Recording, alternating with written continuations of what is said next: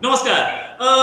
पाकिस्तान की डेमोक्रेसी पे बहुत टाइम से उंगलियां उठ रही थी, लेकिन इस बार अमेरिका के 60 कांग्रेसमैन ने चिट्ठी लिखी है अमेरिका की गवर्नमेंट को कि पाकिस्तान में एक सिविलियन गवर्नमेंट है जरूर, लेकिन सिविलियन गवर्नमेंट के पीछे खड़े होकर के मिलिट्री गवर्नमेंट रूल कर रही है, मिलिट्री रूल करती है, आर्मी रूल करती है। और ये सिविलियन गवर्नमेंट को आप सिविलियन ना माने, इसको आर्मी डिक्टेटरशिप माना जाए।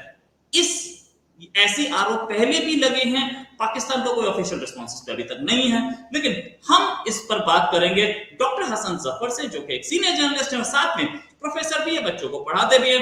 डॉक्टर साहब, बहुत बहुत स्वागत आपका हमारे शो में। साथ में हमारे साथ हरि मोहन जी हैं, हरि मोहन जी भी पढ़ाते हैं, ये आईएएस के बच्चों को पढ़ाते हैं, साथ में ये भी एनालिस्ट हैं। हम दोनों से बात करेंगे, लेकिन आज स्टार्ट विद हसन जफर साहब।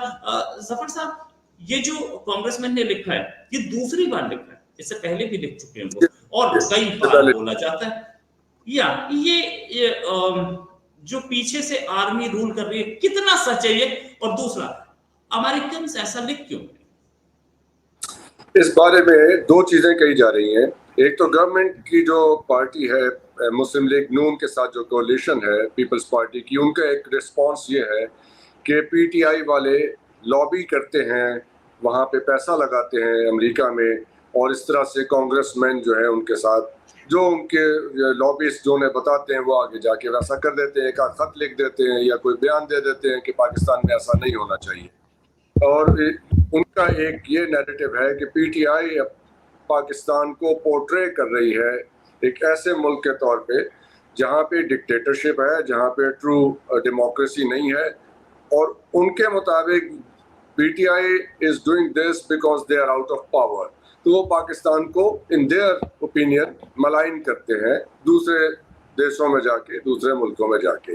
सो ये तो हो गई गवर्नमेंट की पोजीशन इसके ऊपर। पीटीआई वाले कहते हैं कि भाई हम तो नहीं कर रहे।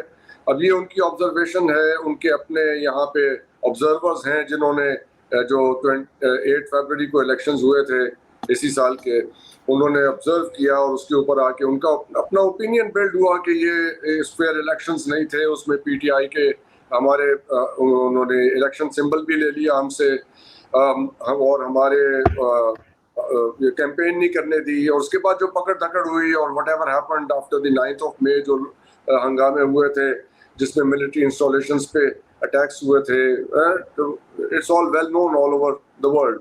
तो उन्होंने कहा कि हमें उसमें विक्टिमाइज किया जाता है। तो ये दो पोजीशंस हैं, दो ओपिनियंस हैं। बट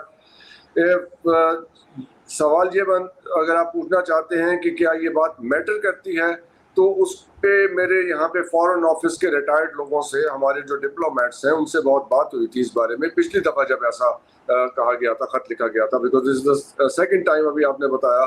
तो उस वक्त उन्होंने कहा था कि it does not matter, it does not matter as long as there is no official communicate to with Pakistani foreign, यानी American foreign office officially Pakistani foreign office को लिखे कि आपके यहाँ ये हुआ है और हमें उस पर रिजर्वेशंस है। Statements don't matter. और सेकेंडली, अब ये आउटगोइंग हुकूमत है यूएसए में, बाइडन साहब is an outgoing president, is not going to stay. So उनका कहना, उनका ना कहना कितना मैटर करता है, that's another question. But it makes a headline, it does make a headline in Pakistan and India, yes. या आज 25 तारीख है और ये एक हफ्ता इस महीने खत्म होने में, और उसके बाद 5 दिन और खत्म। ये बाइडेन साहब की हुकूमत भले ही चले, लेकिन बाइडेन साहब उतर चुके होंगे कुर्सी से। कमला हैरिस को मुझे लगता है जाएगी, लेकिन क्या ये लिखा जा रहा है, क्या इसमें कुछ सच है? किसमें? दोहराइएगा ये बात। मैं ये बोल रहा हूँ कि अगर ये लिखा जा रहा है कि गवर्नमेंट को आर्मी पीछे से चला रही है, सिविलियन हुकूमत जो है वो सिर्फ एक फार्स है, वो एक स्मोक स्क्रीन है, क्या इसमें कुछ सच है? हाँ शर्मा जी, देखिए, सच झूठ का तो हम तभी कह सकते हैं कि मेरे पास कोई हार्ड एविडेंस हो लिखा हुआ कि ऐसा है। वो हमारे एक प्रोफेसर थे, उनके सामने मैंने ऐसा एक एम्बिगुअस क्वेश्चन रखा which was not so ambiguous but obvious. तो मैंने कहा जी, तो उन्होंने बहुत खूबसूरत बात की। उन्होंने कहा कुछ पॉलिसीज स्टेट नहीं की जाती, कि they are not stated, they can only be experienced. So If that is the situation, so yes, the experience says that the Pakistani establishment, जिसको हम आर्मी अलोन नहीं कहते, उसके अंदर और स्टेक होल्डर्स हैं, हमारी सिविल ब्यूरोक्रेसी जो है वो भी उतनी ही उसके अंदर इन्वॉल्व है, उनके बहुत हाई स्टेक्स हैं। अगर आप पाकिस्तान को देखें, ज़्यादा मलबा तो डाल देते हैं मिलिट्री लीडरशिप के ऊपर, लेकिन जो यहाँ पे सिविल ब्यूरोक्रेसी है इस्लामाबाद की, वो कितने तगड़े हैं, उनके कितने हाई स्टेक्स हैं, उनके पास ज़्यादातर लोगों के पास ड्यूअल नेशनैलिटीज़ हैं। The minute they retire, they fly out of Pakistan. That is the situation. So not the army alone, but of course there are other players. बहुत बड़े businessmen भी उस establishment का हिस्सा हैं. It's a big nexus. एक journalist उसे ही बोलते हैं जैसे जवाब ठीक से ना मिले तो वो जवाब फिर से मिले। और मैं आपसे दोबारा पोज करना चाह रहा हूँ, I am posing the answer again. ये होता है, ये चीजें हैं, ये हिस्ट्री सबके सामने है कि गवर्नमेंट बदली गई हैं और मतलब बंदूक की नोक पे बदली गई है।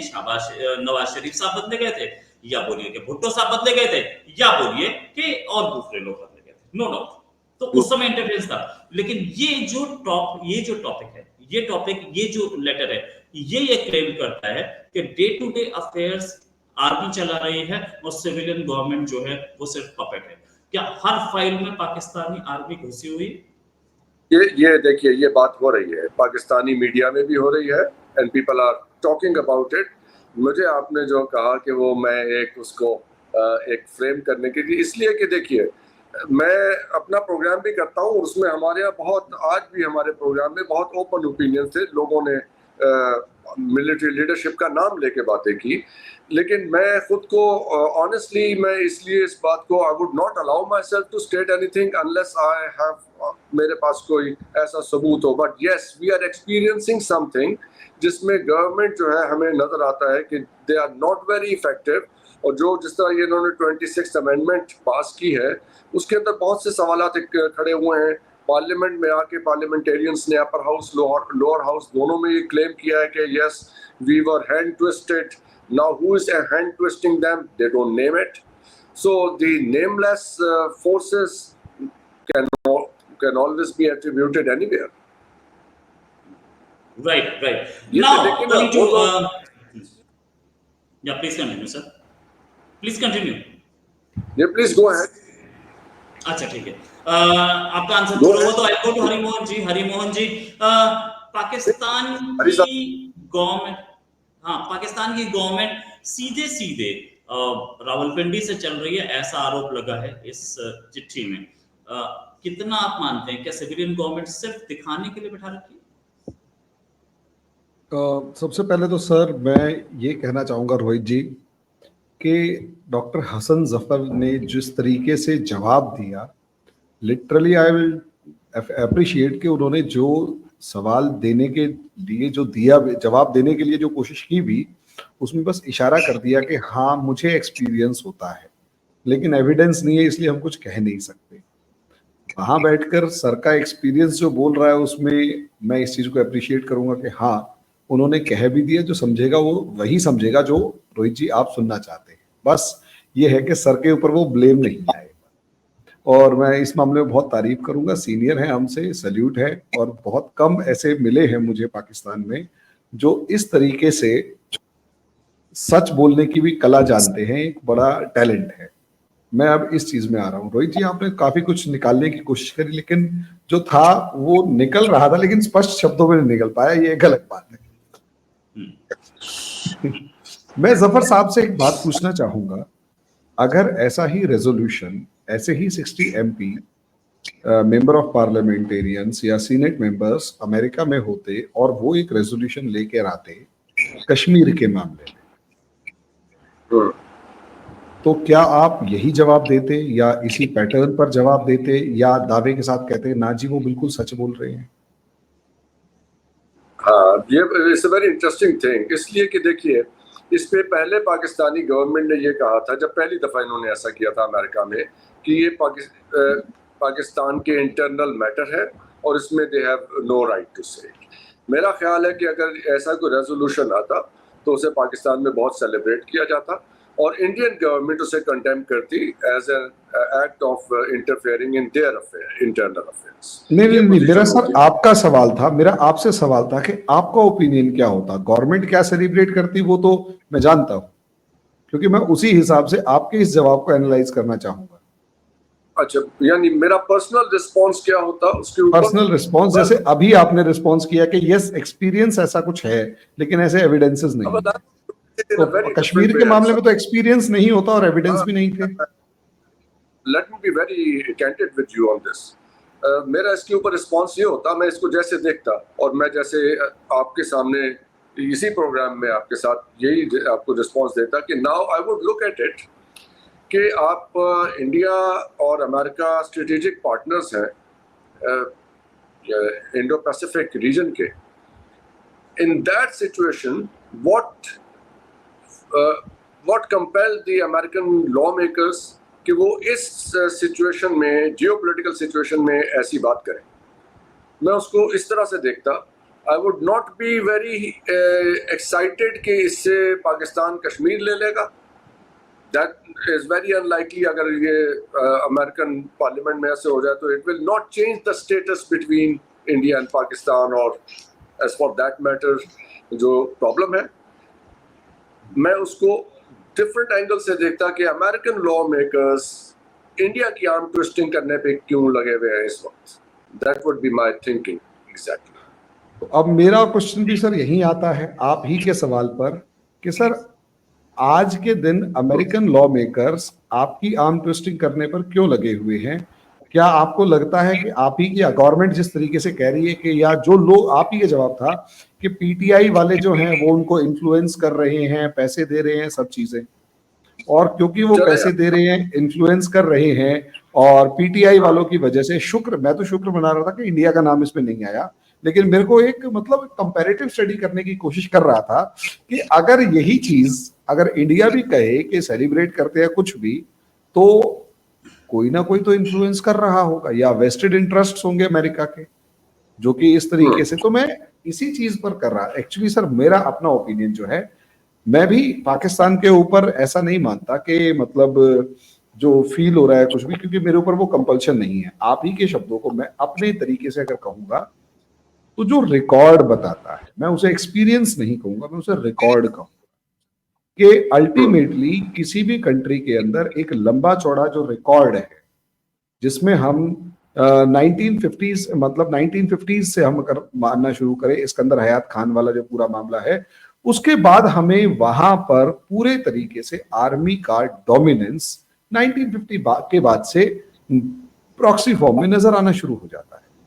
अयूब खान जब आते हैं तो अयूब खान जी के टाइम पर वो पूरा का पूरा जो भी पार्ट था, आर्मी का रोल था, वो पावर प्ले के अंदर ओपनली नजर आता है जब वो खुद आकर गद्दी पर बैठ जाते हैं।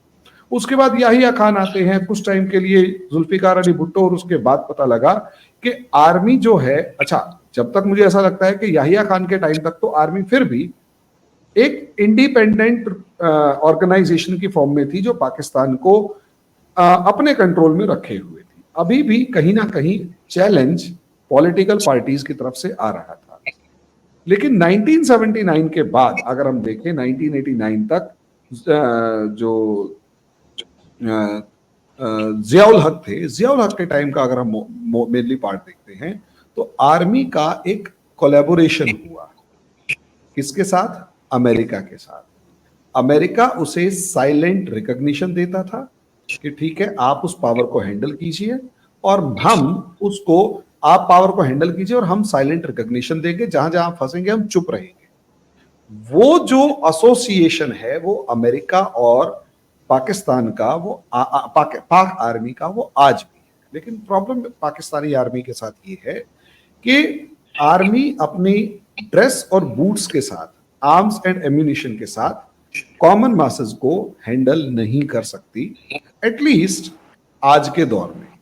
और उस टाइम पर भी, और क्योंकि इंडिया में एक डेमोक्रेटिक सिस्टम के लिए मूवमेंट्स वगैरह देख लिए गए थे, पाकिस्तान ने भी इंडिया के साथ, इंडिया जो स्ट्रगल कर रहा था उसमें पाकिस्तान ने भी देखा तो था ही कि स्ट्रगल क्या होता है।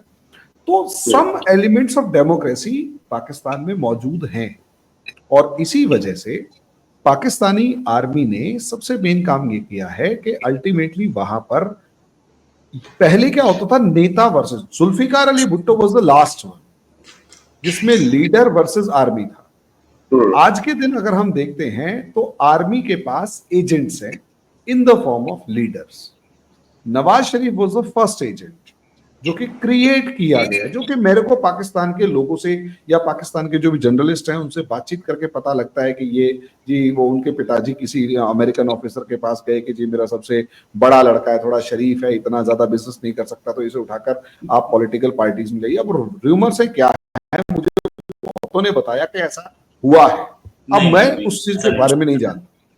फर्स्ट वाज जुल्फिकार अली भुट्टो, जिनको वो बांग्लादेश के जो चीफ। चार चीजें शर्मा जी, आप चाहते हैं मैं रिस्पॉन्ड करूं इसे? मैं 2 मिनट मुझे दीजिए। उसके बाद जिस तरीके से अगर हम नवाज शरीफ के बाद इमरान खान को भी देखते हैं, मैं इमरान खान को भी अगर हम देखते हैं तो इमरान खान भी कहीं ना कहीं आर्मी की एस्टेब्लिशमेंट की फॉर्म में हमें दिखाई देता है, एक साइड में बैठे हुए इंसान की तरह।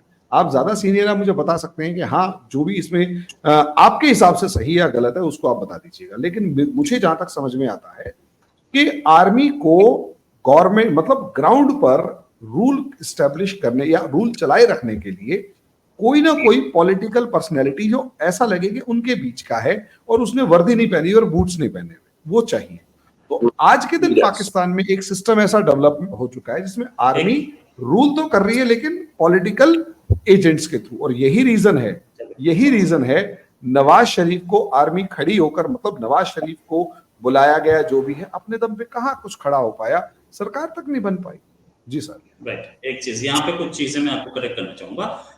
एक तो Nawaz Sharif was not the first one, उससे पहले जुल्फिकार अली भुट्टो भी थे जिनको मुजीबुर रहमान के सामने खड़ा किया गया था, नो डाउट अबाउट इट। बहुत सारे ऐसे थे, इस्कंदर मिर्जा पाकिस्तान के प्रेसिडेंट को देश निकाला ही दे दिया गया, वो चीजें अलग। सर एक मिनट, मैं जो चीज कहना चाहूंगा, जुल्फिकार अली भुट्टो के बारे में जितना मैंने पढ़ा है वो भी मुजीबुर रहमान के सामने जिस भी तरीके से खड़े हुए थे, लेकिन वो इंडियन पॉलिटिकल मूवमेंट जो 1947 तक था उसमें भी स्टूडेंट फॉर्म में ही सही एक एक्टिव पार्टिसिपेंट थे, जो भी पाकिस्तान मूवमेंट चल रहा था या कुछ भी, यानी ही वाज अ पॉलिटिशियन।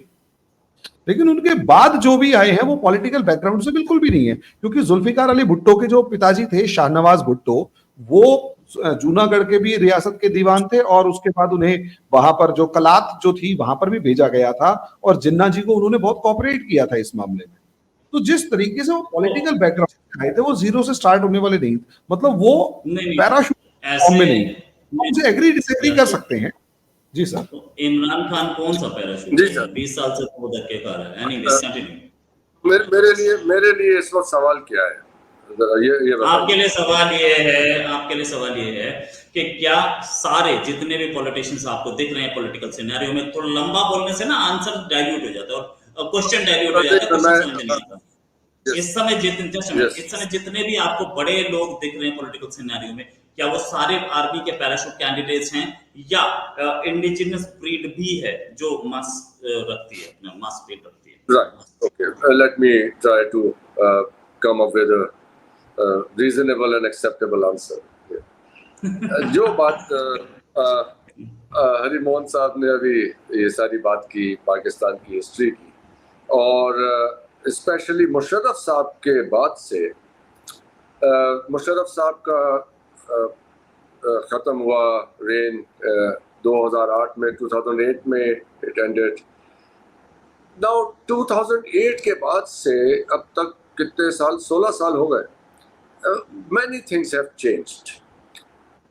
उसकी तरफ मैं आता हूँ, लेकिन जो आपने पहले जो सारी बताई कि उस वक्त अगर मिलिट्री रूलर्स आए और उनके आगे हमारे सिविलियन यानी पॉलिटिशियंस जो है वो उनके एजेंट्स बने, यस, इस पे दो राय नहीं हो सकती, ये तो तारीख है, एंड इट डिड हैपन। इसके साथ ही आपको एक चीज़ हमें और आपको दोनों को समझनी है, हिंदुस्तान पाकिस्तान को, कि दोनों मुल्क ब्रिटिश इंडिया से ही आज़ाद हुए थे, and it was the same country before. और पाकिस्तान में जो हमने एजुकेशनल इंस्टीट्यूशंस इनहेरिट किए थे ब्रिटिश इंडिया से, जिनका तस्करा भी हो रहा था। लाहौर के इंस्टीट्यूशंस थे, गवर्नमेंट कॉलेज का आपने रावियंस का अभी तस्करा हो रहा था, और किनेट कॉलेज था, यूनिवर्सिटी ऑफ पंजाब थी लाहौर में, और भी बहुत सारे इदारे थे। ये बहुत स्ट्रॉन्ग इंस्टीट्यूशंस थे, यानी कि ये इसका कुछ मतलब था कि आप वहाँ के ग्रेजुएट हों, और वहाँ की एक लेगेसी थी। और इन इदारों के अंदर जो हो रहा था, जो डिबेट्स वहाँ हो रही थी, उसमें किसी मिलिट्री डिक्टेटर का कोई अमल दखल नहीं हो सकता। मैं खुद उस ऐसे एक इदारे में पढ़ा हूँ, यूनिवर्सिटी ऑफ पंजाब में पढ़ा हूँ, FC कॉलेज लाहौर में पढ़ा हूँ, Forman Christian college, which was also established in 1860s sometime. बहुत ओपनली हमारे प्रोफेसर्स जो हैं वो चीज़ें डिस्कस करते थे। और ऐसा वक्त था जब उस वक्त यानी वो ज़िया साहब का मार्शल लॉ भी था, और उसके बाद उस वक्त तो खैर मैं स्कूल में था, बाद में मुशर्रफ साहब के दौर के आने के बाद, तो उस वक्त nobody was really deterred by them, by those military rulers। आप समझ रहे हैं? तो उस वक्त जो हमारी उस वक्त के जो नौजवानों की जो वहाँ उस वक्त अपब्रिंगिंग हुई, they were very vibrant and outspoken people, इसलिए कि वो एक ऐसे माहौल से निकल के आते थे जहाँ पे उनको ये आउटसाइड फोर्सेस इन्फ्लुएंस नहीं करती थी। ये बहुत अहम पहलू है समझने का, क्योंकि इसके बाद जब ये चेंज हुआ है हमारा ये यूनिवर्सिटी सिस्टम आफ्टर मुशर्रफ साहब, and we move from university grants commission to higher education commission, क्योंकि मेरा ताल्लुक इस शोबे से है, तो I think I am in a good position to talk about it and maybe bring this into a political discussion because it has never been discussed before। उसके बाद से जो आया है वहाँ पे पॉलिटिकल इंटरफेरेंस इदारों में, अपॉइंटमेंट्स में और बच्चों के दाखिलों में, इट हैज इंक्रीज ट्रेमेंडसली। और उसके बाद से आज जो वहाँ पे लोग काम कर रहे हैं, और प्राइवेट इदारे भी बहुत से बन गए लाहौर में, तो मेरे ख्याल है पता नहीं 50 यूनिवर्सिटियाँ तो लाहौर में ही होंगी, जिनमें 10-10, 20-20 हज़ार स्टूडेंट्स हैं, and they are all private enterprises. उनका कोई तालीम वालीम में कोई इतनी दिलचस्पी नहीं है, majority of them, not all but majority. इससे जो एक हमारे सामने जो सिचुएशन आई है उसमें थिंग्स हैव ट्रेमेंडसली। मैं सिर्फ ये एक्सप्लेन करने की कोशिश कर रहा हूँ कि एट द टाइम जब मुशर्रफ साहब ने टेक ओवर किया था, it was a different Pakistan, and today it is an entirely different Pakistan. दो चीजें और हुई, एक तो डिजिटल मीडिया आया इस दौरान में, और हमारे जो आपको याद होगा ज़ियाउल हक साहब के दौर में नेशनल प्रेस ट्रस्ट था, उसके 4-5 अखबार थे, मशरिक, इमरोज़, पाकिस्तान टाइम्स और एक दो और थे, वो बंद हो गया। सो अब प्रिंट मीडिया ख़त्म हुआ, डिजिटल मीडिया आ गया। ये जो हमारी ब्यूरोक्रेसी, ये हमारी पॉलिटिकल एलीट और ये हमारी इस्टेब्लिशमेंट, मिलिट्री इस्टेब्लिशमेंट, मेरा मानना ये है और मैं ये जानता हूँ और ये यकीन से कह रहा हूँ, they were not prepared to meet this challenge। They were not trained, not educated, not probably even expecting। तो अब इनको जो इस वक्त opposition मिल रही है to the whole system in Pakistan, ये unprecedented भी थी। ये ऐसे लोगों के जरिए आ रही है जो कि uncontrolled है। देखिए, ये जो इस वक्त हमारे पास यंग पॉपुलेशन है 20 ईयर ओल्ड की, जो इस वक्त हमारी को 60% पॉपुलेशन है, ये किसी के कहे सुने में नहीं है। शर्मा साहब, मैं आपको फ्रैंकली बता, दे आर अनकंट्रोलेबल पीपल, और ये मेरा बहुत बड़ा फियर भी है, इसलिए कि जब एक लीडरलेस, एक यंग वाइब्रेंट पॉपुलेशन आ जाए, you don't know what is going to happen. You see, आपके इंडिया में, पाकिस्तान में ये रिलीजियस सेंचुरीज की बहुत बात होती है। आपकी वरी और तरह की है, मेरी पाकिस्तान में रह के वरी और तरह की है। वो ये कि if we don't have enough schools and enough universities and enough jobs after the graduate, where will they end up? ये मेरी और आपकी शेयर्ड वरी होनी चाहिए as neighbours, frankly speaking. Because अगर यहाँ की 50% पॉपुलेशन 20-year-old, 20 से मतलब है कि प्लस माइनस कर लेना 20-25 साल वाले, वो जॉबलेस रह जाते हैं। What kind of world are we getting into? ये प्रॉब्लम है इस वक्त जो कि इग्नोर हो रही है इस सारे पावर प्ले के अंदर, and this is the major issue that I as a Pakistani am worried about facing, and you as my neighbor should be worried about facing in Pakistan. Right, मैं फाइनल क्वेश्चन लूंगा हसन साहब से, then will wind up. Hasan साहब, अब ये जिस तरीके की रिपोर्ट्स आ रही हैं, क्या उससे लगता है आपको पाकिस्तान अमेरिका रिलेशंस बेटर हो पाएंगे? क्योंकि पाकिस्तान की डेमोक्रेसी पे अटैक No. तो कर ही रहा है। Not at all. Pakistan American relation जो है वो उनकी ट्रेजेक्टरी देखिए ना, और अभी आप अपना भी एक्सपीरियंस करेंगे। I am sure you are already experiencing it. America के साथ रिलेशनशिप रखना is not an easy task, you know. Right, वो आपको कहते हैं हमें F-16 भेजे, और उन्होंने 60 F-16 के पैसे ले लिए और वो डिलीवर नहीं किए कि भाई आपके को तो ये प्रेसलर अमेंडमेंट आ गई है, ना पैसे दिए ना F-16 दिए।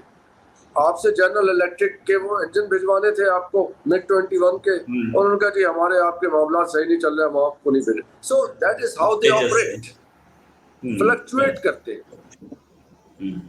It is not never N equal thing, and so Pakistan की कोई प्रॉब्लम नहीं आएगी।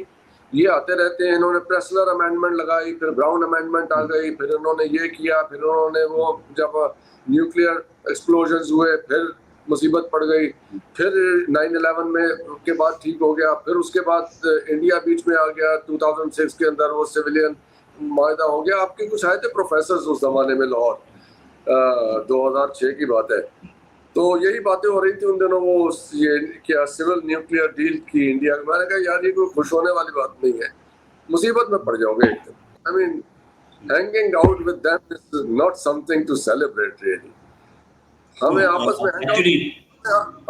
में hang out करना चाहिए था, नहीं करने दे रहे, कोई बात नहीं। वो सिविल न्यूक्लियर डील किसी और चीज का इम्पैक्ट थी, that was not given to us.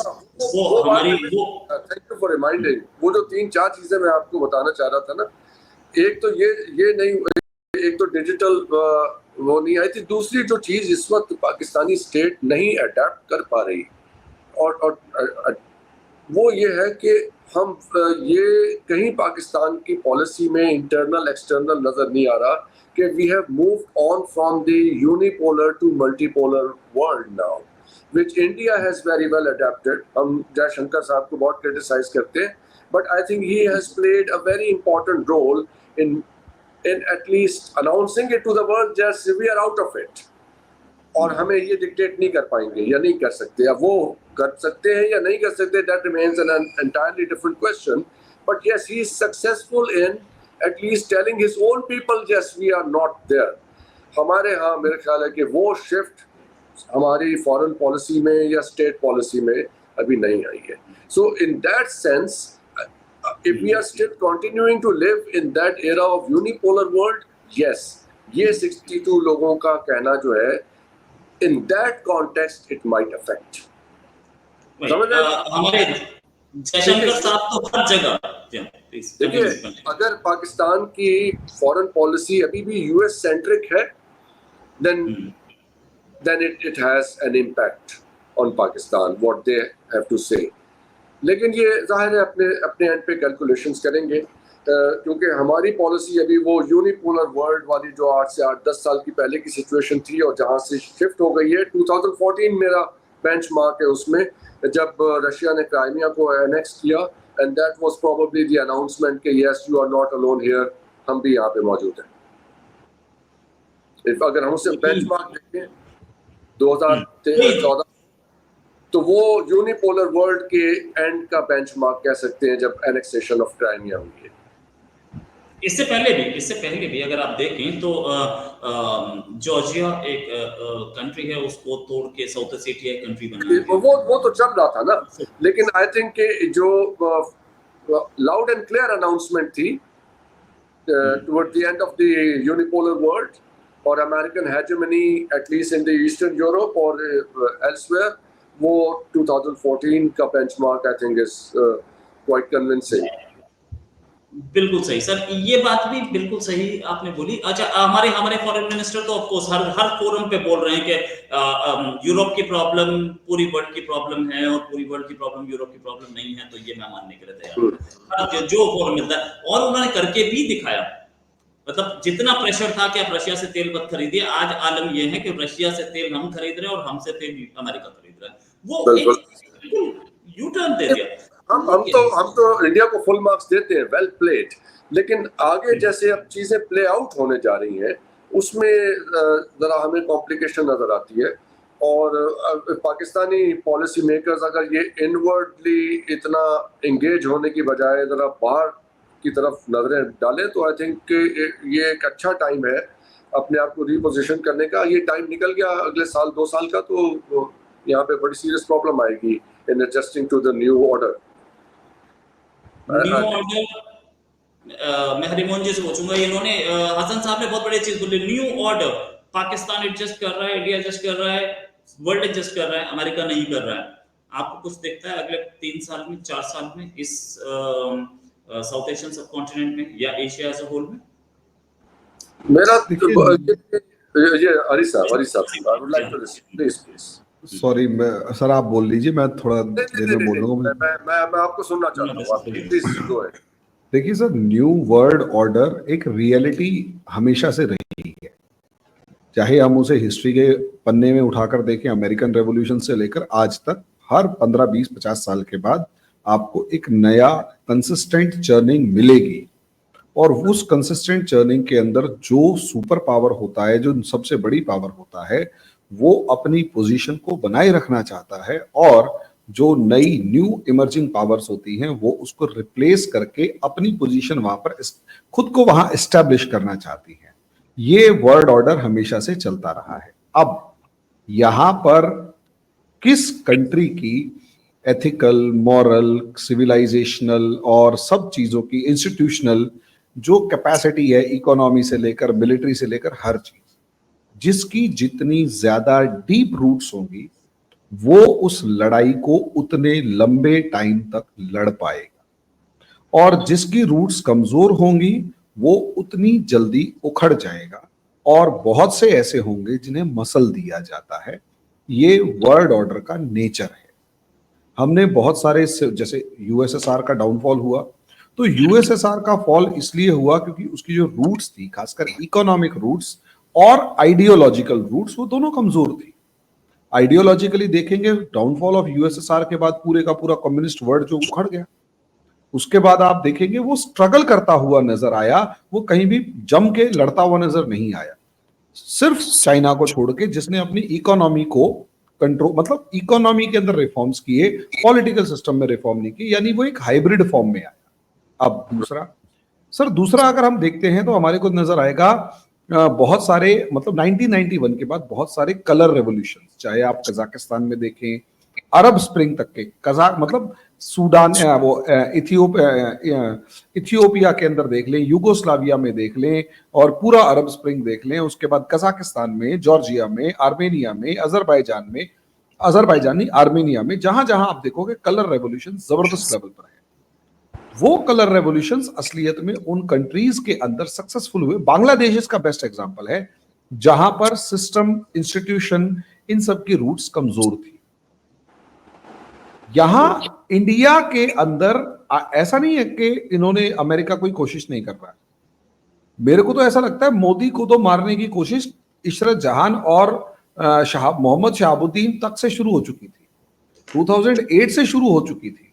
लेकिन कभी कभार क्या होता है, इंस्टीट्यूशंस बहुत स्ट्रांग होते हैं और वो जल्दी, और किसी की किस्मत भी होती है। 2014 के बाद भी अगर आप देखेंगे तो एक लंबा चौड़ा ऐसा हमारे को सिस्टम नजर आता है, जहां पर अमेरिका और चाइना दोनों के दोनों कोशिश कर रहे हैं कि इंडिया में कोई स्ट्रांग लीडरशिप ना हो। तो सर वर्ल्ड ऑर्डर में इतनी ज्यादा लंबी चौड़ी, चलो मैं 10 साल का ही मान लेता हूं, इंडिया नहीं दबा तो इंडिया को आगे आने वाले टाइम में कोई प्रॉब्लम होने वाली भी नहीं है। हाँ देखिए, प्रेशर होता है। अब जो उस प्रेशर को झेल गया सर, वो तो सुपर पावर है।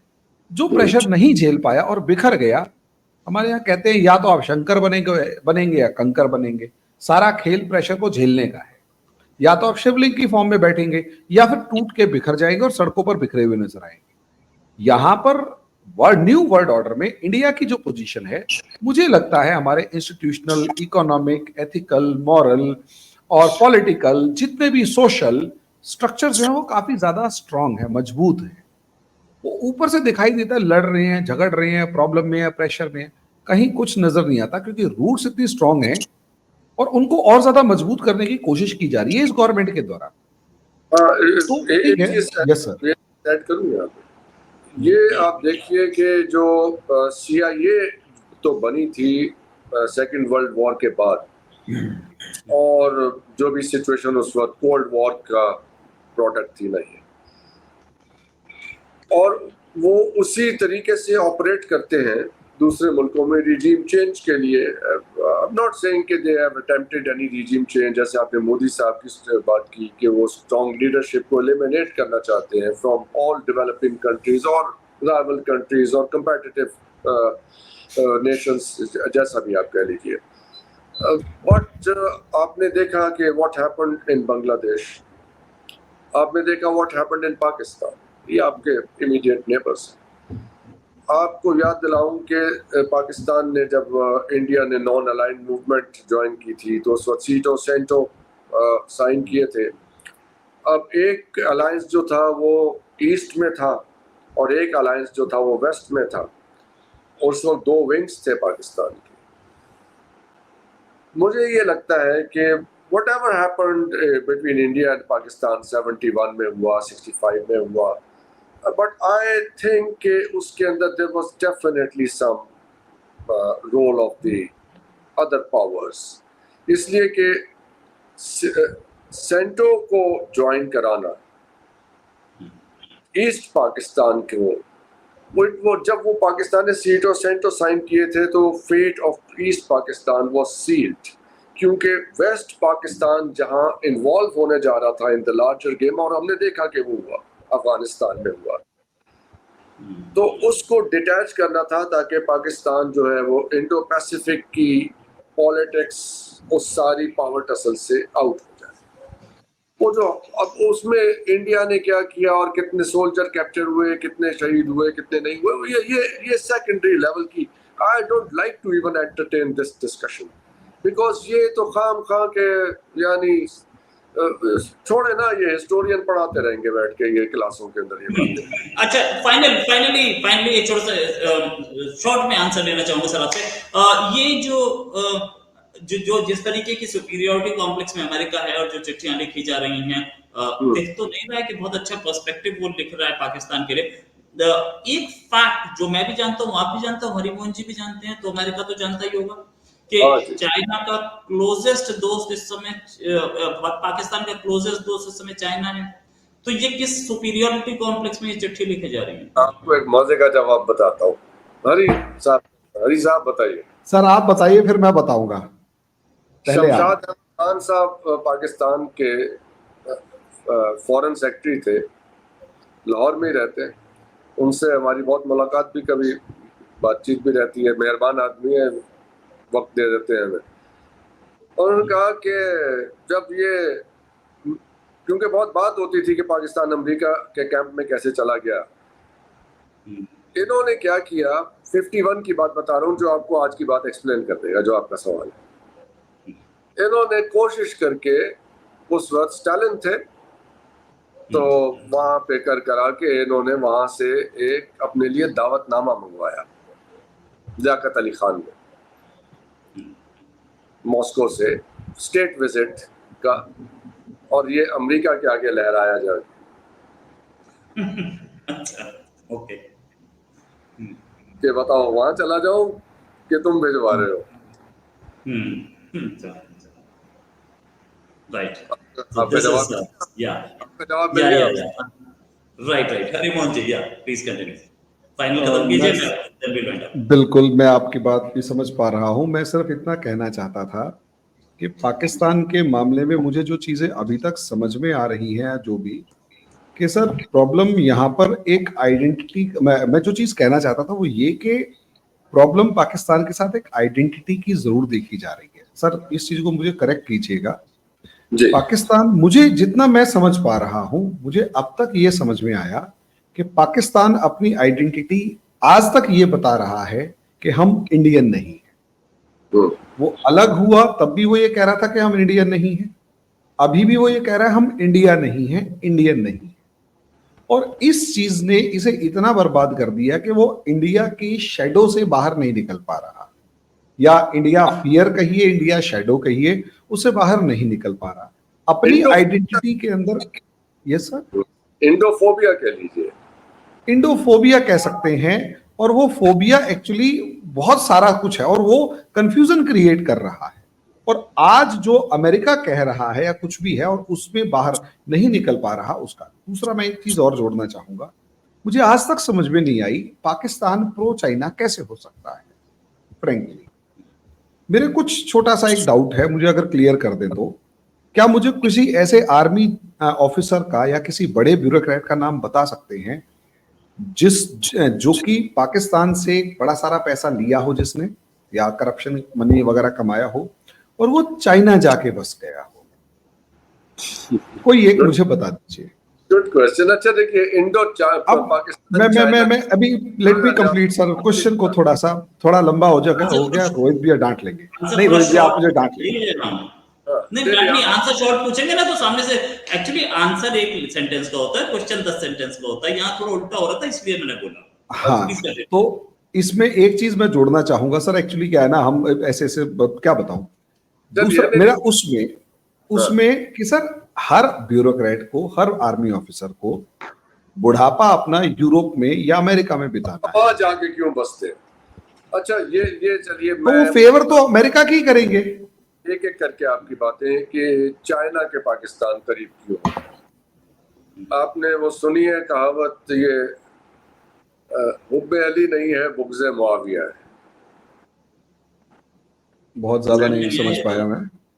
हाँ, ये एक्चुअली कुछ ज्यादा बहुत स्ट्रांग होती है। करबला का वाकया हुआ था, नहीं तो उसमें एक मुआविया की फैमिली थी, एक अली की फैमिली थी, ठीक है।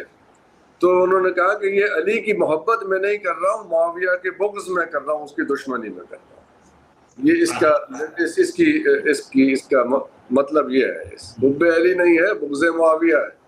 आप हमारे साथ ठंडे रहते, हम उधर कभी ना जाते। एक बात कर रहे हैं, वो गर्म क्यों हुए वो एक अलग बहस है, लेट्स नॉट गेट देयर। अगर हमारे आपके बीच में गेम ओके होती तो हम उधर कभी भी ना जाते यार, हमें क्या जरूरत थी। हमारा नेचुरल अलायंस तो आप ही के साथ। How it got bad is a different story. Who cast the first stone, तुमने पहले मारा, पहला मुक्का मैंने मारा, ये ऐसी बहस पे फिर बात चली जाती है। मैं फिर सर आपसे है ना, मुझे बड़ा मजा आ रहा है बात करके, और मैं तो चाहूंगा आप हमारे चैनल पर भी पधारे। मैं अभी ओपन इनविटेशन इसलिए कर रहा हूँ। बहुत शुक्रिया। अच्छा चलिए, तो ये तो हो गया चाइना पाकिस्तान का किस्सा। हमारी आपकी मोहब्बत रहती और जैसे कंसीव किया गया था कि कनाडा यूएसए की तरह बन जाएंगे ये दो मुल्क, और बॉर्डर नहीं होंगे, आते जाते रहेंगे। रिश्तेदारियां थी उधर, आधे रिश्तेदार उधर रह गए, आधे इधर आ गए, दूसरों को किसी की मौत पे भी नहीं जा सके, और दोनों तरफ हुआ, सभी के लिए हुआ। ये तो एक अलग किस्सा है, वो हमारी चैनल पे है, सीरीज हम करते हैं इंडियन दोस्तों के साथ, इंडो पाक डायलॉग के नाम से। और हमने पहले वो की मोमेंट्स इन पाकिस्तान हिस्ट्री भी किया। We explored everything very open mindedly. तो अब किसी की पसंद ना पसंद से करें तो फिर वो तो फिर और चीज बन जाती है, बट ये हकीकत है। दिस इज द इंडो पाक चाइना स्टोरी। अब वो जब तक ये चलेगा, जब तक तो ऐसे ही चलेगा, फ्रैंकली स्पीकिंग। सही बात। हाँ, जब तक ये चलेगा, जब तक ऐसे चलेगा। You will hurt me, I will hurt you. आप दो गालियां देंगे, हम भी दो दे देंगे, तो अभी आप दोनों की मर्जी है भैया, जितने टाइम तक चाहते हो चला, ठीक है। जब थक जाओगे फिर आराम से ठंडे होके बात करेंगे। अभी दमखम है, खूब मारो पीटो एक दूसरे को, ठीक है।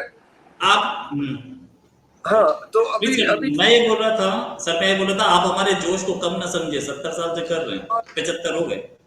मतलब है कि एक हद होती है यार।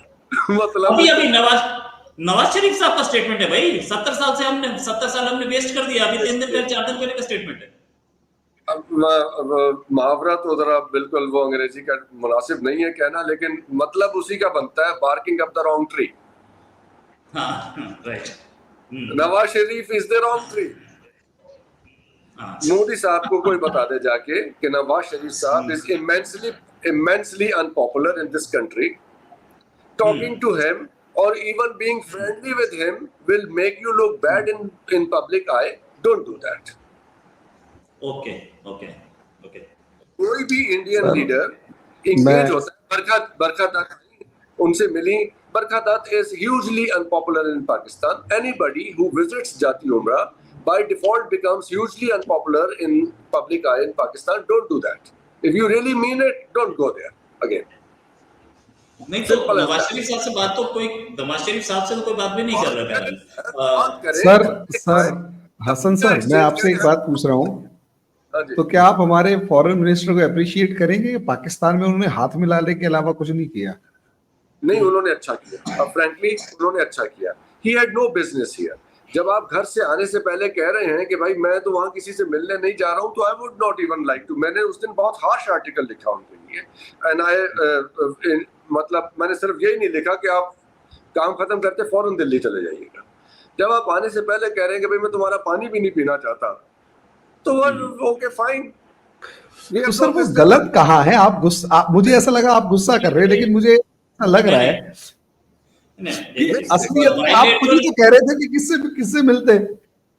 नहीं, बायलैटरल नहीं हुई, लेकिन नाइसिटीज और कर्टेसी एक्सचेंज हुई। ऑल राइट, उसमें कोई मुश्किल नहीं है, लेकिन ये हसन साहब बायलैटरल तो भले ही नहीं हुई, लेकिन 2 मीटिंग तो हुई डेप्यूटी प्राइम मिनिस्टर और फॉरेन मिनिस्टर साहब से, 2 मीटिंग, शाहदार साहब से 2 मीटिंग तो हुई, और उन 2 मीटिंग का नतीजा ये है कि दोनों बैकडोर डिप्लोमेसी पे क्रिकेटिंग लीग स्टार्ट करने की बातचीत कर रहे हैं। पहले तो ये भी नहीं हो रहा था। नहीं, वो अच्छा हुआ। अब हम तो देखिए, कुछ भी काला चोर भी आके दोस्ती की बात करेगा, मुझसे वेलकम करेंगे किसी भी तरह से, वो हमारा प्रॉब्लम नहीं है। बट मैं जो आपसे गुजारिश कर रहा हूँ कि इस वक्त जो गवर्नमेंट है पाकिस्तान में, और इस वक्त जो लीडरशिप है मियां नवाज शरीफ साहब का, वो you are living in the past if you are meeting है। ये वाजपेयी साहब वाला वक्त नहीं है, ना उनका वो स्टेटस है, ना उनकी वो पॉपुलैरिटी है, neither of his government in the party in the government. तो इसाक डार साहब is not a very popular person in Pakistan. Meeting him, shaking hands with him, having sideways dialogue with him does not matter, means nothing at all. You need to identify very open-mindedly who really matters. किसके साथ बैठ के बात करने को public में okay किया जाएगा, और पब्लिक ओपिनियन ही एंड में मैटर करेगा, वरना कोई भी कर ले कुछ नहीं होगा. You have to engage with the people or any individual जिसको पब्लिक सपोर्ट है इसमें, उन्हें आइडेंटिफाई करें. जो लोग पाकिस्तान को पिछले 20 साल से मैं देख रहा हूँ, जो लोग पाकिस्तान को लंबे अरसे से देख रहे हैं, वो एक चीज तो बहुत क्लियर बोल सकते हैं, ये कि अगर हमारे फॉरेन मिनिस्टर ने आपके फॉरेन मिनिस्टर से बात की है, तो कहीं ना कहीं बैकडोर चैनल पे पहले आपकी आर्मी से बात हो चुकी है, और आर्मी ने ये कर दिया है कि हाँ ये 4 पॉइंट्स पे हम एग्री कर रहे हैं, टॉक टू फॉरेन मिनिस्टर. बिल्कुल, मैं इससे एग्री करना चाहूँगा, और मैं बहुत क्लोजली जानता हूँ, हमारे दोस्त हैं, जाहिर है कि हमारे भाई दोस्त ही हैं आदमी में भी, और मैं बड़े वसूख से आपको ये बात कह सकता हूँ कि पाकिस्तान आर्मी जो है वो दोस्ती चाहती है इंडिया के साथ. They don't want to engage in any fight with India. ये मैं आपको बिल्कुल ओपनली बता सकता हूँ ये बात, without hesitation. Very senior army officers I've talked to, I don't want to fight. वो नहीं चाहते कि हिंदुस्तान पाकिस्तान के बीच में जंग हो. Not that they don't want to fight, but they don't want a war. वो समझते हैं कि ये this war is और मतलब चले मैं अपना ओपिनियन बता दूं, ये जंग अनविनेबल है दोनों के लिए, अनविनेबल है, and very very unbelievable destruction will follow. और मैं तो इमेजिन भी नहीं करना चाहता कि मैं हरी साहब के बच्चों को के ऊपर बम मार दूं यार, कम ऑन। बल्कि वो एक यू नो हमारे ऐसे आपस में चले झगड़ा वगड़ा तो होता रहा। मैंने आपको पहले ही बताया था शर्मा जी, वो वहाँ पे बैठे हुए थे गोरे, तो बोले कि कहाँ रहते हो, मैंने कहा लाहौर में रहता हूँ। मैंने कहा लाहौर का, मैंने कहा यार वो ईस्टर्न बॉर्डर पे इंडियन बॉर्डर के पास है, तुम्हारी तो जंगें होती रही इंडिया के साथ, इंडिया ने हमला कर दिया, तुम मर गए। मैंने कहा यार बात सुनो, ये शहरों पे हमला करना, शहर तबाह करना यूरोपियन ट्रेडिशन है। 3 वॉर्स हुई हैं, कभी एक दूसरे के शहरों पे बॉम्बिंग नहीं की। इतने मुंह हो गए उनके यूरोपियंस की। मैंने कहा नहीं कोई बात नहीं, हमारी तो लड़ने के भी कोई तरीके, तौर तरीके, आदाब है। हम खुले में जाके, वो 2-3 मैदान है, चोलिस्तान का है, एक वो चविंडा का है, वहाँ पे हम बैटल फील्ड्स हैं, हमारी डेजिग्नेटेड स्पॉट्स है, वहाँ जाके हम बैटल कर लेते हैं। ठीक है।